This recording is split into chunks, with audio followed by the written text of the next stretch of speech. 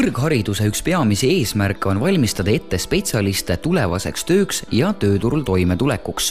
Karjääri planeerimise käigus peab õppija tegema mitmeid valikuid ning otsuseid. Karjääri eduka kulgemise aluseks on praktika läbimine. Praktika on õppekava osa, mis annab võimaluse rakendada teoreetilise õppe käigus omandatud teadmisi, oskusi ja hoiakuid reaalses töökeskkonnas. Praktika eesmärk on praktilise töö kaudu kinnistada ja süvendada õppekava läbimisel omandatud teadmisi ja oskusi. Praktika eesmärgi täitmiseks on oluline anda praktikandile ülesandeid, mis aitavad kaasa praktika õpiväljundite saavutamisele. Õpiväljund on teadmised, oskused ja hoiakud, mis omandatakse õppimise tulemusel. Tegevused enne praktika algust on järgmised. Praktika planeerimine, praktika eesmärkide püstitamine, praktikabaasi valik, praktika dokumentatsiooni koostamine, praktika seminari läbiviimine.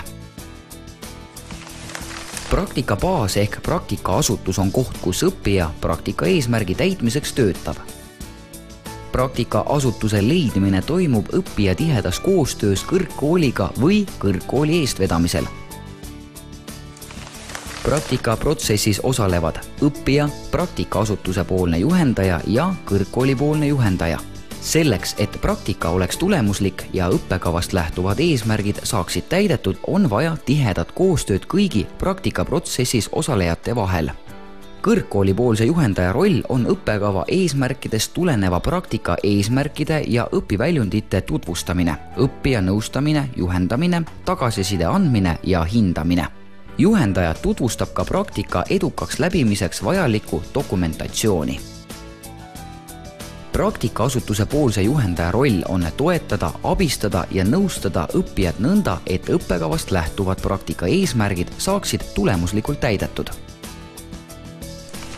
Praktika käigus vajaminev dokumentatsioon, praktikaleping, juhend, praktikapäevik või aruanne, hinnanguleht.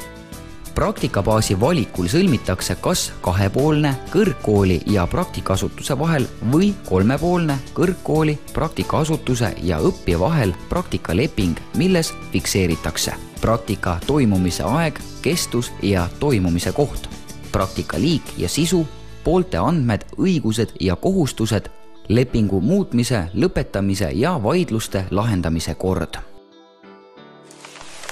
Seega, praktika planeerimisel on tähtis eesmärgi püstitamine, praktikaasutuse valik, dokumentatsiooni koostamine ning tihe koostöö kõrgkooli, praktikaasutuse ja õppija vahel.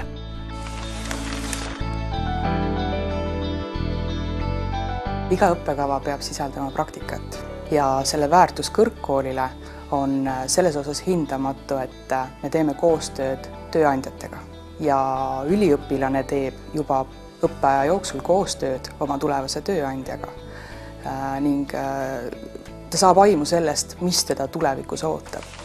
Õppekava peaks kindlasti praktikat sisaldama ja ma arvan, et ettevõtte poole pealt võiks välja tuua väärtustena selle, et see võimaldab ühest küljest kombata tulevasi tööturule sisenejaid ja teisest küljest ta on nagu aken koolidesse. Me näeme praktikantide kaudu, mida koolides õpetatakse.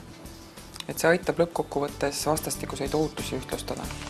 Õppekava peaks kindlasti sisaldama praktikat, sest see annab võimaluse teooria siduda praktilise tööga. Lisaks laiendab see silmaringi ning annab tugeva eelise edaspidises karjääris. Praktika planeerimine algab juba siis, kui hakatakse planeerima õppekava. Kohe päris alguses. Sest praktika planeeritakse ju õppekava sisse ja tervishoiu erialadel on näiteks praktikamaht praktiliselt 50% õppekavast. Ja edasine planeering toimub juba koostöös tööandjaga, koostöös üliõpilasega, kooli poolt praktikakoordinaatoriga ja see toimub kogu õppeaja vältel. Kõige lihtsam on öelda, et kui üliõpilane juba õpib ja ta näiteks alustab praktikat kevadsemestril, siis sügissemestril me planeerime juba ära selle, kuhu ta läheb, mis mahus on praktika ja millised on need tema eesmärgid, mida ta seal täitma hakkab. Ideaalmaailmas võiks praktika koha peale hakata mõtlema juba siis, kui tudeng teeb valiku, millist eriala õppima minna. Ta võiks mõelda selle peale, et kes on minu tulevane tööandja. Eriti hea oleks, kui ta suudaks luua kontakti juba selle tulevase tööandjaga. Kindlasti on hilja alustada siis, kui praktika aeg on kohe-kohe ukse ees, sest siis tuleb ettevõtetesse massiliselt praktikasoove. Praktika planeerimist tuleks kindlasti alustada juba varakult, sest annab võimaluse valida just sulle sobiva praktikakoha, ettevõtte või asutuse. Aitab paremini planeerida ning täita oma praktika eesmärgid. Vaata kindlasti ka järgmist õppefilmi, mis räägib praktika sooritamisest.